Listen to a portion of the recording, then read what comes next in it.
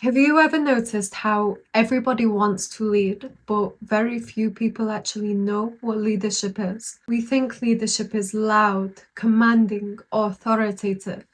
But real leadership doesn't start with power, it starts with presence. It's the quiet confidence of somebody who doesn't need to shout to be heard. Goleman, the psychologist who wrote Emotional Intelligence, said that leadership that lasts isn't about IQ or charisma, it's about emotional awareness, the ability to be able to understand yourself and the people around you on a deeper level. The funny thing is, now we don't follow titles, we follow energy and what we are drawn to and gravitate towards. People can sense authenticity the same way that animals can sense danger. That's why some leaders are able to move nations, whilst others with the same words are not able to move anything.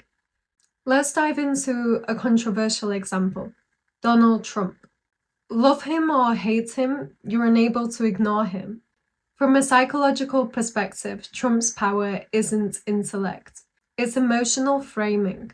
He speaks to identity. He's able to mirror the emotions of his audience, whether that be pride, anger, nostalgia, and then he channels it. But it turned out that all we really needed was a new president.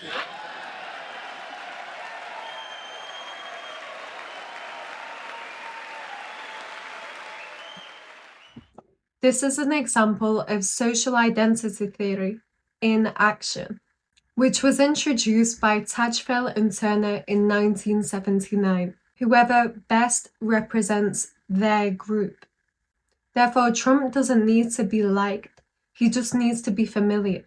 That's why people feel that he gets them and he relates to them, even when he's not really saying much at all. It's not about the message, it's about the mirror. And this is where most leaders fall short. They're leading with their head instead of the heart of their audience.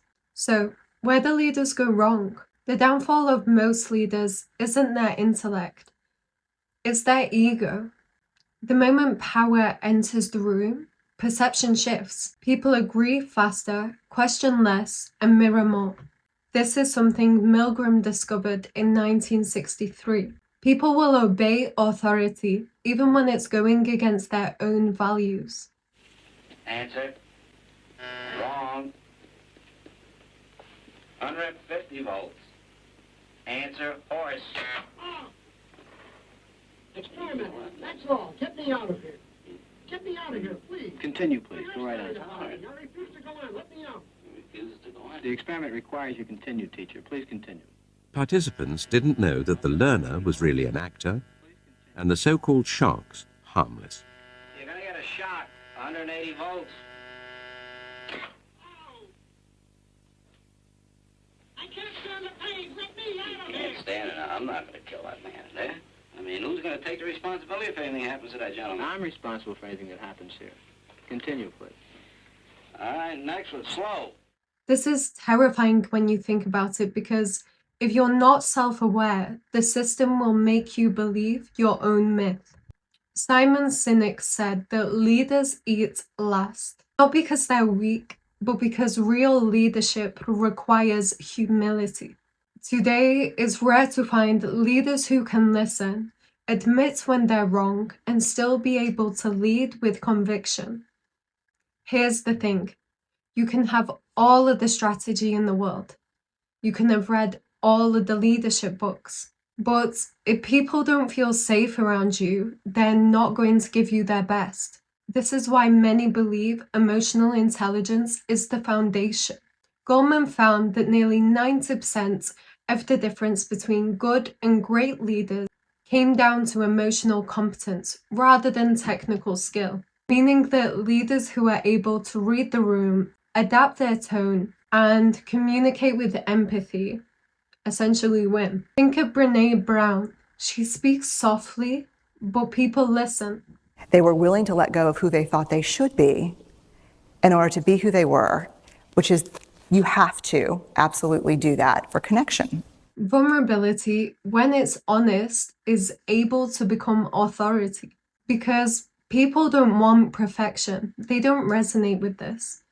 They want the truth. So, what are the types of leaders? There are transactional and transformative. The transactional leaders say, do this and you'll get that. Whereas the transformational leaders say, follow me and we'll grow together. Bernard Bass in 1985 said that transformational leaders inspire through vision and values. They don't instruct, they essentially ignite a fire within their audience. That's how Steve Jobs was able to get people to work 90 hours a week. Not for the money, but rather for the meaning. People will go to war for a cause, but they will only go to work for their paycheck.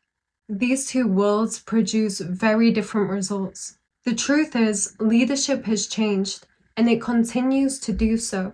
You don't need a microphone. You need consistency. Online influence is leadership. The people who are able to make you think, reflect, and change your direction. This is because they're leading from energy and clarity, and you are able to feel this difference instantly. As now, leadership is built on resonance, how it makes you feel.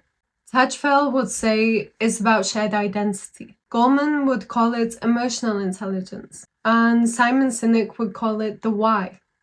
They are all saying the same truth, but just in a different way.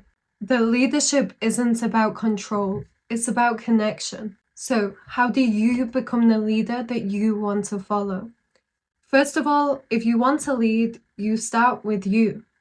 Self-awareness, integrity, and consistency. You cannot control people, but you can control presence. As leadership isn't about what you say, but what your energy says before you even open your mouth. This perspective states that true leadership is quiet, grounded, emotionally intelligent, and unapologetically human. The world doesn't need more leaders. It needs more authenticity. And maybe that could start with you. Thank you for watching. I'll link down below some further readings if you're interested in this subject area. Feel free to leave other areas you want discussed in the comment section, and I hope to see you soon.